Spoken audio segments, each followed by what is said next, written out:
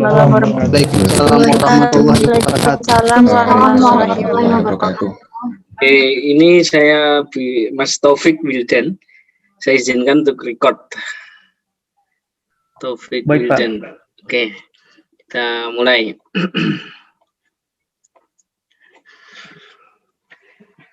Oke, teman-teman pasti sudah belajar mengenai pasar persaingan sempurna. Nah, ini kita mengingat lagi apa ciri-ciri dari pasar persaingan sempurna, teman-teman. Masih ingat?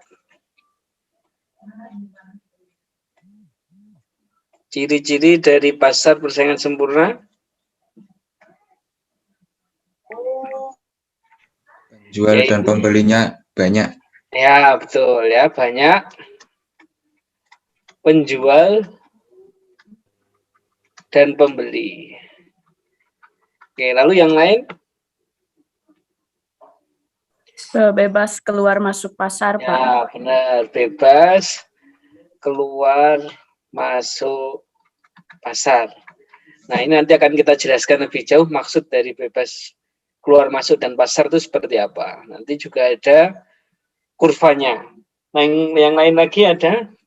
Produknya homogen, Pak. Ya, betul. Barang yang dijual bersifat homogen. Artinya apa? Artinya substitusi sempurna. Jadi misal teman-teman nggak mendapatkan barang di penjual A, lalu mendapati barang di penjual B yang bersifat substitusi sempurna, itu bisa dibeli. Ya, ini adalah barang yang dijual bersifat homogen. Yang lain ada lagi? Mungkin? Jumlah penjualnya sangat banyak. Pembeli dan penjual, pengetahuan pembeli dan penjual tentang pasar itu sempurna. Jadi teman-teman sebelum berangkat mau beli barang di pasar persaingan sempurna, itu sudah tahu harganya. Oh, harga misal apa? Gula segini. Nah, teman-teman sudah tahu. Ya. Lalu terakhir adalah mobilitas. Mobilitas sumber-sumber ekonomi yang itu juga sempurna.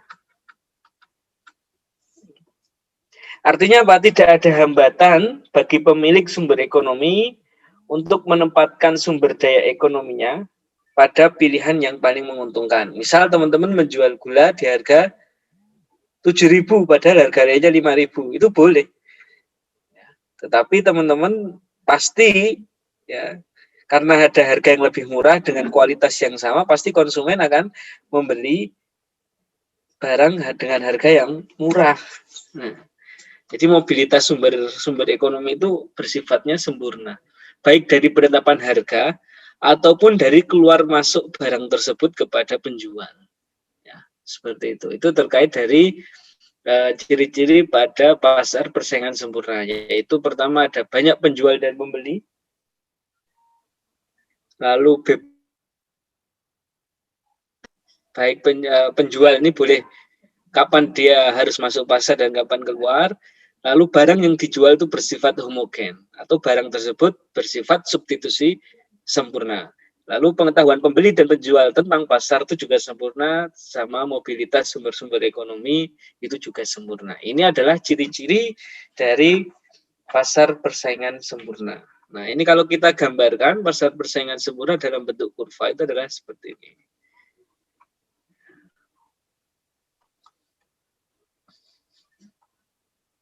Nah, ini kita gambarkan keseimbangan pasar persaingan sempurna. Oke. Nah, ini ada mau gambar nih, Mas Faat nih, mau gambar jadi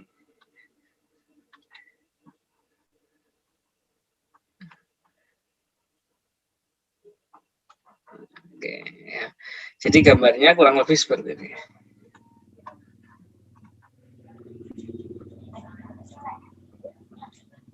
Ada dua, ini adalah price, quantity, ini price, quantity. Nah, di sini price, harga. Nah, ini menunjukkan keseimbangannya nanti di sini. Nah, gambar 1 dan gambar 2 ini memiliki hal yang berbeda. Berbedanya di mana ini kita gambarkan dulu. Marginal cost, sini average cost. Nah, lalu di sini adalah keseimbangannya.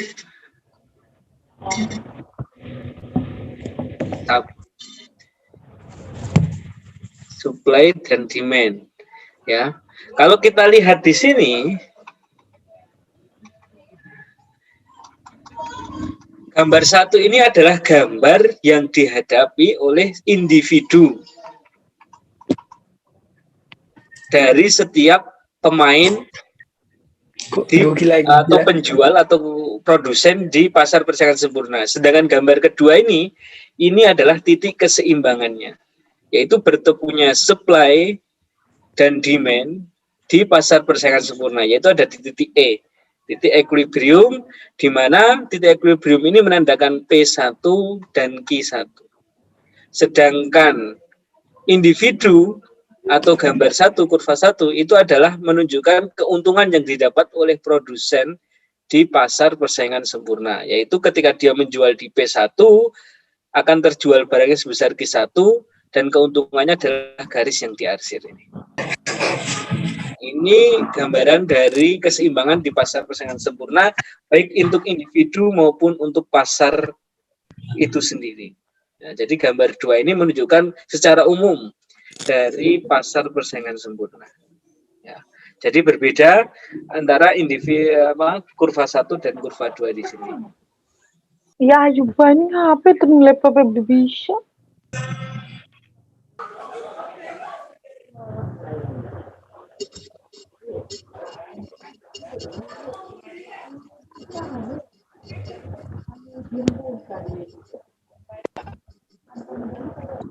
Oke, ini terkait dari gambar keseimbangan kurva di pasar persaingan sempurna. Sekarang kalau misal ini ada contoh soal. Oke, contoh soalnya diketahui harga pasar atau P itu adalah 15. Selanjutnya biaya tetap total atau fixed total cost itu adalah sebesar 3, dan terakhir adalah biaya variabel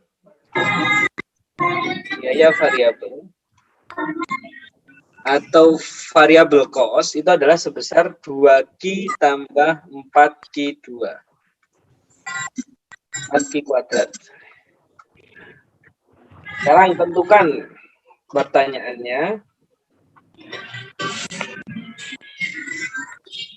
Tentukan berapa pendapatan total. Total revenue-nya berapa. Lalu average revenue-nya berapa. Dan pendapatan marginal revenue-nya berapa. Ini pertama. Kedua, tentukan biaya total cost berapa, average cost berapa, dan average variable cost berapa. Nah, terakhir, tentukan harga dan kuantitas optimal yang dapat diperjualkan. Berapa barang yang harus dijual untuk mendapatkan keuntungan optimalnya. Oke. Selanjutnya, tentukan berapa besar keuntungan dari perusahaan tersebut. Nah, ini jadi kita sudah mendapati soalnya diketahui harga pasar itu 15, biaya tetap total atau fixed cost itu adalah 3, biaya variabel cost atau variabel cost itu adalah 2Q tambah 4Q kuadrat. Nah, sekarang kita akan mencari di sini berapa total revenue, average revenue, marginal revenue, total cost, average variable cost, berapa harga yang harusnya ditentukan, berapa key optimalnya, berapa, dan yang terakhir adalah berapa keuntungan yang didapat.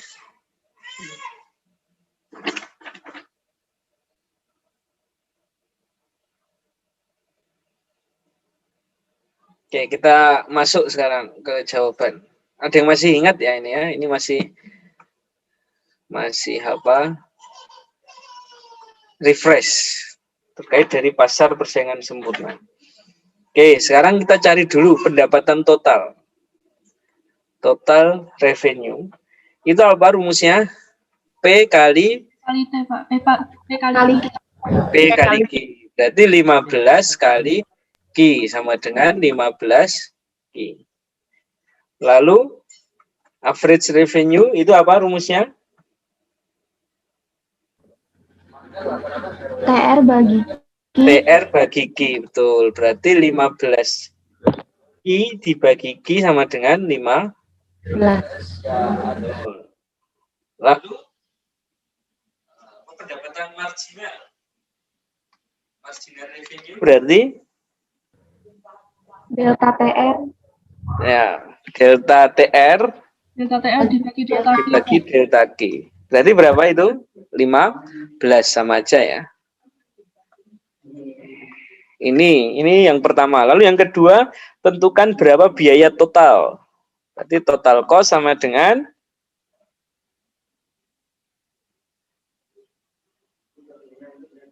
berapa total cost? Yaitu fixed cost ditambah berapa? Variable cost. Berapa itu? 3 tambah 2Q tambah 4Q 4Q kuadrat. Seperti itu. Ini adalah biaya totalnya. Lalu biaya rata-ratanya, yaitu average variable cost, itu berarti apa? Biaya total cost dibagi Q. Berarti 3 tambah 2Q tambah 4Q kuadrat dibagi Q. Berarti berapa ini? 3 per Q ditambah 2 tambah 4Q. Selanjutnya biaya marginal. Marginal cost berarti rumusnya adalah delta TC dibagi delta Q. Berarti berapa? Kita hilangkan yang punya Q ini. Berarti tinggal yang punya Q berapa ini? 2Q sama 4Q kuadrat. Total cost-nya. Berarti kita turunkan menjadi 2 ditambah 4Q kuadrat menjadi 8Q. 8Q. Ya, seperti itu.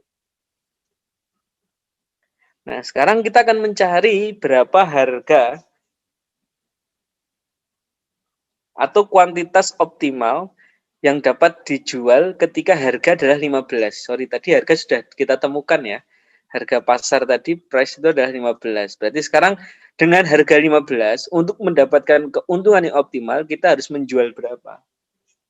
Oke. Kita tentukan di sini. Oke.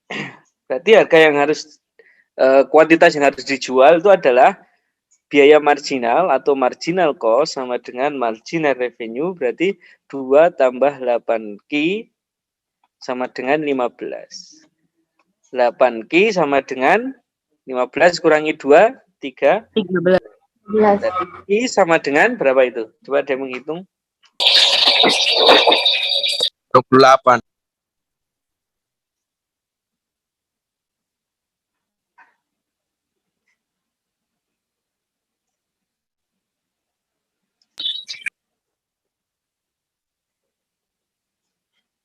Berapa? Ada sudah dapat?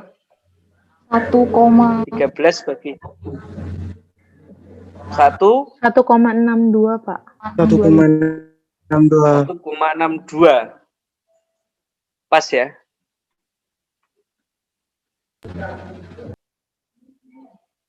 Lalu 13 bagi 8. 1,625.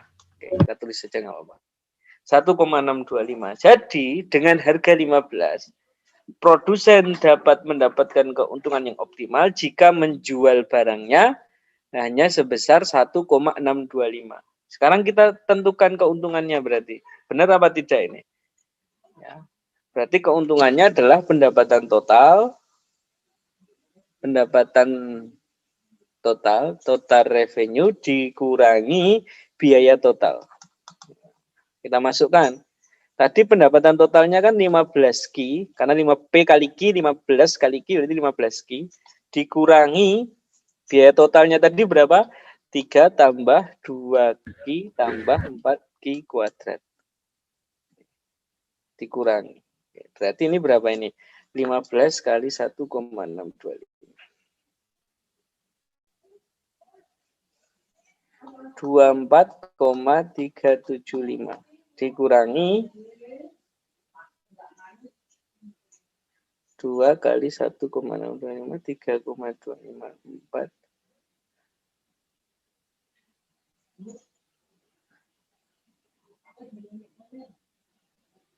2,64 4 kali 2,64 10,56 tambah 3,25 tambah 3 16,81. Nah, sekarang kita kurangi itu.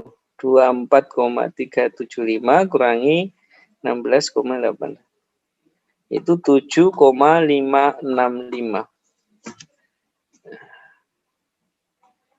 Ini adalah keuntungan yang didapat oleh produsen ketika dia menjual di harga 1,625. Nah, kita buktikan, misal produsen ini ngeyel ingin menjual barang lebih banyak.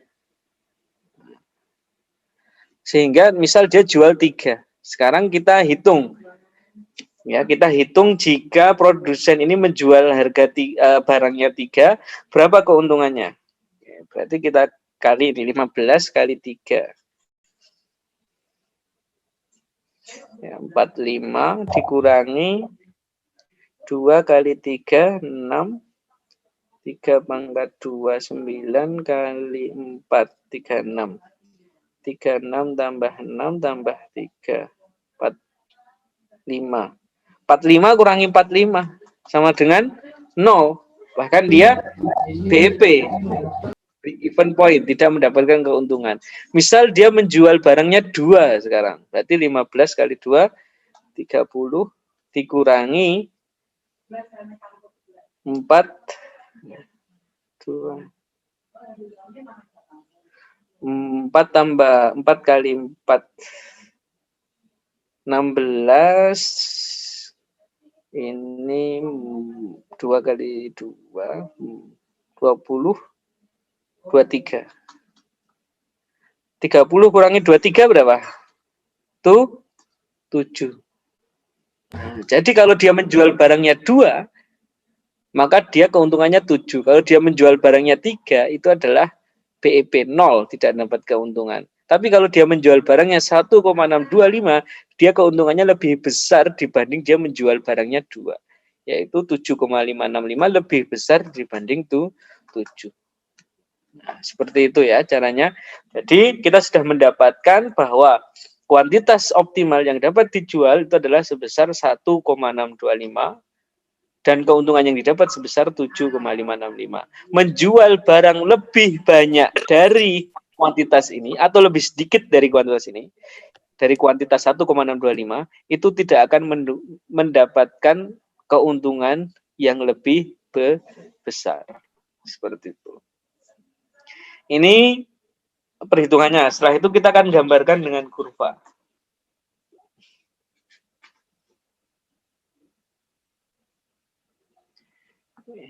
Jadi gambar kurvanya.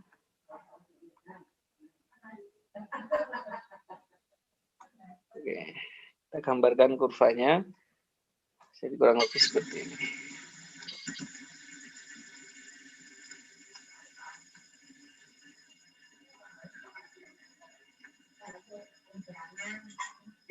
PG.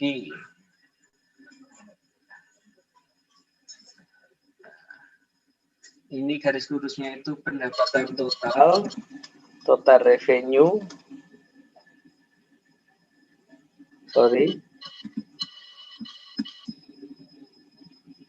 Barang yang dijual ini adalah barang yang paling banyak di sini. Nih, kita anggap aja lurus ya, 1,625. Ini adalah kuantitas yang dijual. Ini total cost-nya itu adalah sebesar 3 tambah 2Q tambah 4Q kuadrat. Lalu yang garis ini adalah total revenue yaitu 15Q. Jadi gambar yang diarsir di sini itu memiliki keuntungan tadi berapa? 7,565. Menjual barang lebih sedikit ataupun lebih besar dari 1,625 itu tidak akan mendapatkan keuntungan yang optimal. Seperti itu.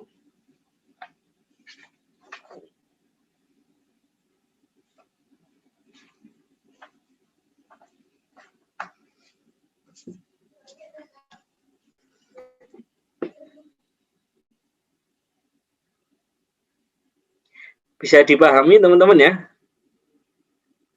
Bisa, Pak. Bisa, Pak. Bisa, Pak. Sakit, Pak. Sip.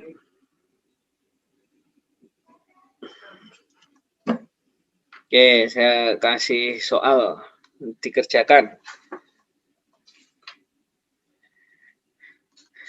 Sekarang misal soalnya adalah harga 25. Lalu fixed cost 8. Contoh ya. Kira-kira variabel cost-nya berapa ini? 4Q tambah, tak balik aja. 4Q tambah 2Q kuadrat. Oke.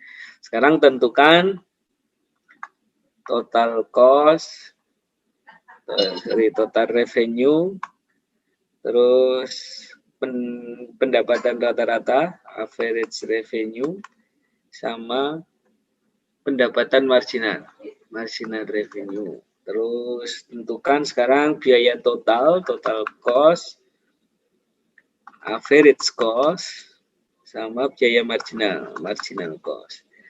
Lalu tentukan kuantitas optimal keuntungannya. Coba dikerjakan, nanti saya tunjuk satu orang untuk menjawab ya. Teman-teman bisa nulis juga kok di whiteboard sini. Silakan dikerjakan dulu.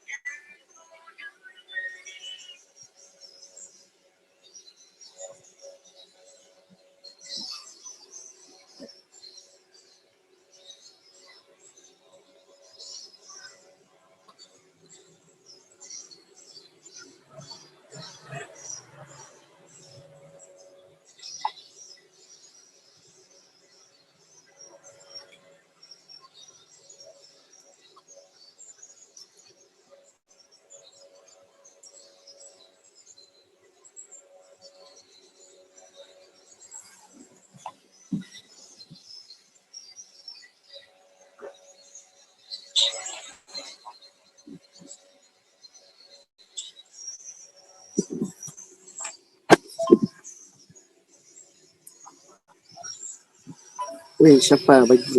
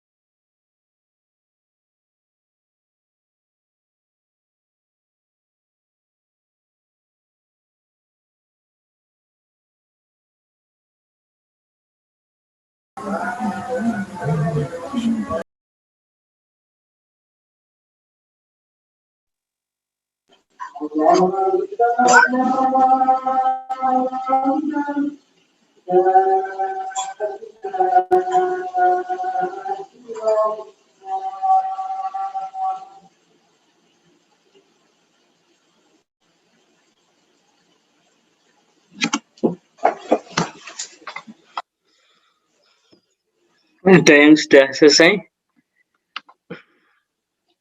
Coba ya, saya tunjuk ini nomor 1. Silahkan dijawab.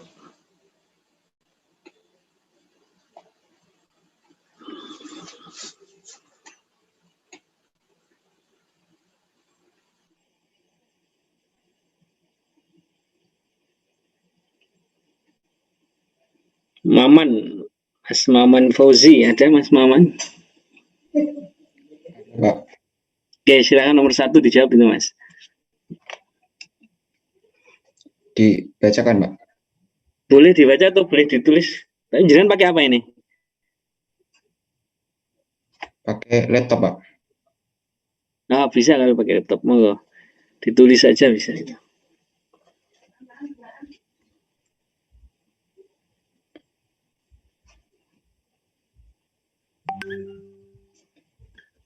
Saya bacakan aja, Pak. Boleh. Saya tulis ya kalau gitu ya. Monggo, Mas. Yang total revenue-nya 25 Ki.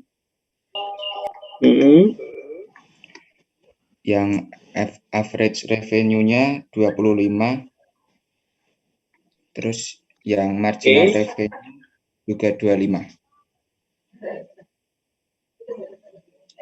25. Oke, terima kasih Mas. Selanjutnya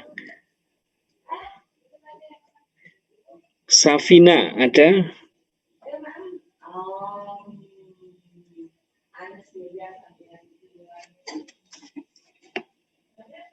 Safina Putri.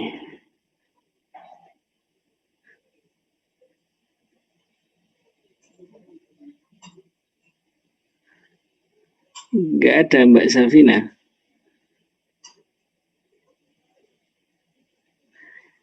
Coba yang lain.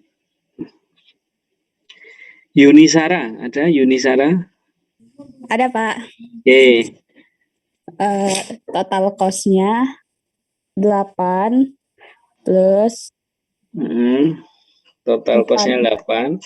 8 plus 4Q plus 2Q kuadrat. Oke. Terus Oke. AC-nya, average cost-nya, ya Pak, Ya. 8 per Q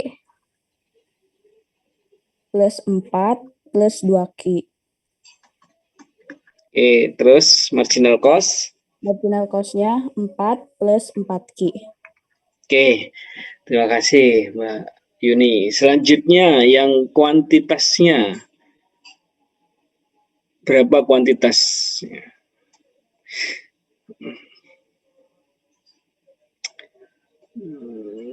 Azril Muhammad Alif.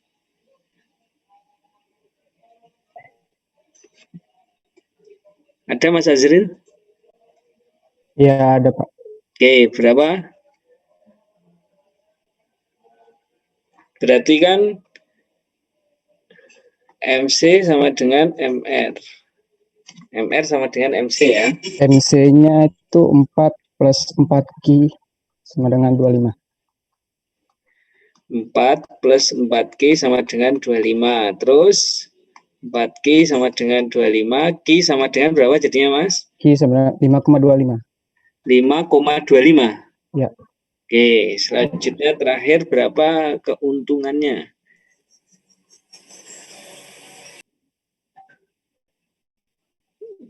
Hilda, NJ. Ada? Hadir. Mau tulis sendiri boleh? Hadir, Pak. Enggak, Pak, saya bacakan aja. Oke, berarti berapa? Rumusnya TR dikurangi TC sama dengan 25Q dikurangi dalam kurung 8 plus 4Q plus 2Q kuadrat tutup kurung. Oke, jadi berapa? Sama dengan 131,25 dikurangi 84,125. Jadi keuntungannya 47,125. Oke. Jadi ini ya hasilnya ya teman-teman. Teman-teman sudah mendapati semua. Nomor 1 ini. Nomor 2. Oke, nomor 3. Dan ini nomor 4. Oke ya. Dan gambarnya kurang lebih sama seperti tadi. Ini terkait dari hitung-hitungan pada pasar persaingan sempurna. Nah, sekarang bagaimana pasar persaingan sempurna pada jangka panjang? Oke, kita gambarkan dengan kurva. Oke, pasar persaingan sempurna pada jangka panjang. Ini perhatikan di sini.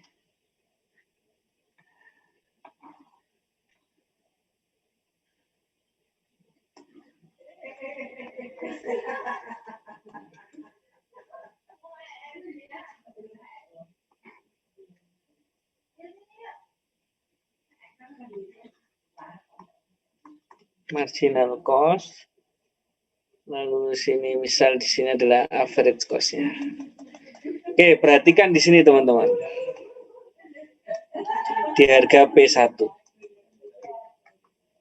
Nah, kalau kita lihat di sini, harga itu masih lebih besar daripada average cost. Artinya apa? Keuntungan yang didapat oleh produsen di sini itu sangat tinggi sekali. Akibatnya apa? Ketika keuntungan yang didapat oleh produsen sangat tinggi, apa yang terjadi? Kira-kira apa, teman-teman? Teman-teman lihat di sini di kelas A dan kelas B itu ada yang jualan misal apa? Kerudung. Lalu keuntungan yang didapat itu tinggi. Akibatnya apa, teman-teman? Misal Mas Abdul Halim jualan kerudung, untungnya banyak. Kira-kira reaksi teman-teman apa?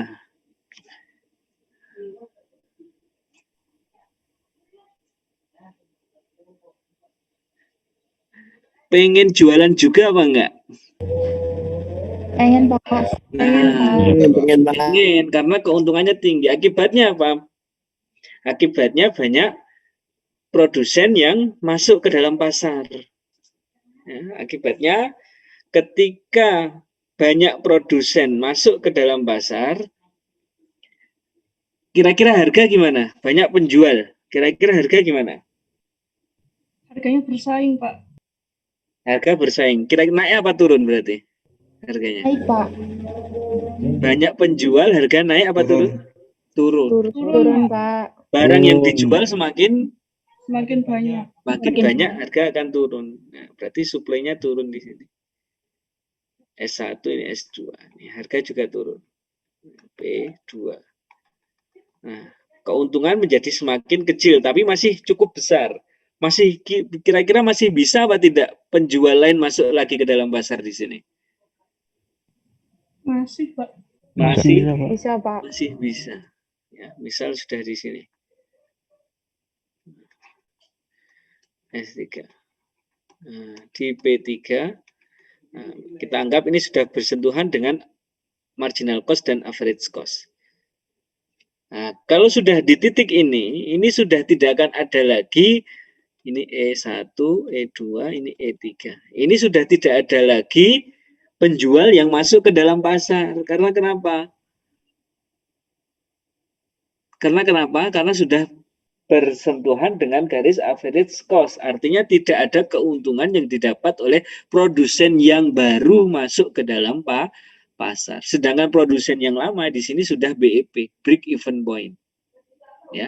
Jadi di P3 itu merupakan harga yang dapat diterima oleh seluruh produsen.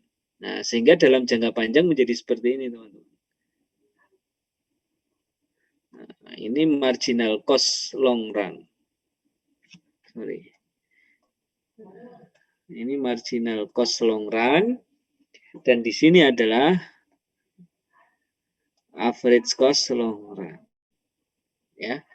Seperti itu. Jadi di titik E3 ini atau di harga P3 itu merupakan harga yang dapat diterima oleh seluruh produsen, dan di P3 juga atau harga 3 ini sudah tidak ada lagi produsen yang masuk ke dalam pasar karena garis keuntungannya sudah bersentuhan dengan garis average cost. Sehingga di sini akan muncul marginal cost long run dan average cost long run. Ini dalam jangka panjang seperti ini. Dan inilah kenapa di dalam pasar persaingan sempurna itu bebas keluar masuk di dalam pasar. Nah, nanti kalau di sini sudah rugi, itu nanti tinggal produsen-produsen yang mempunyai pengalaman yang menetap di pasar. Sedangkan yang baru, pemain baru pasti akan terpental. Karena apa? Masuk dalam pasar malah rugi. Ya, seperti itu. Oke, itu terkait dengan keseimbangan pasar persaingan sempurna dalam jangka panjang. Dan itu adalah materi kita pada hari ini terkait dengan pasar persaingan sempurna. Minggu depan kita masih berbicara mengenai pasar persaingan sempurna, tapi dengan view atau pandangan yang berbeda terkait dari apa biayanya. Nah, jadi kalau teman-teman menghadapi sebagai produsen di pasar persaingan sempurna, apa yang dihadapi? Seperti itu. Ada yang ditanyakan sampai di sini, teman-teman? Saya izin bertanya, Pak. Monggo. Itu kan yang P3 itu kan masuknya sudah BEP. Nggih. Nah, terus apakah masih ada penjual yang kan sudah tahu itu BEP kan, apakah masih mau menjual produknya itu, Pak? Masih tetap ada. Nanti akan kita bahas mungkin di minggu depan. Ya. Kayak Kenapa di PEP itu disarankan untuk terus berjual atau bagi pemain baru untuk masuk ke dalam pasar bisa. ya Nanti di depan kita akan pelajari itu alasannya kenapa. Jadi di P3 ini mutlak bukan berarti dia keluar pasar berhenti berjualan atau dia tidak bisa masuk ke dalam pasar, tidak. Kecuali di sini teman-teman, nanti di P4.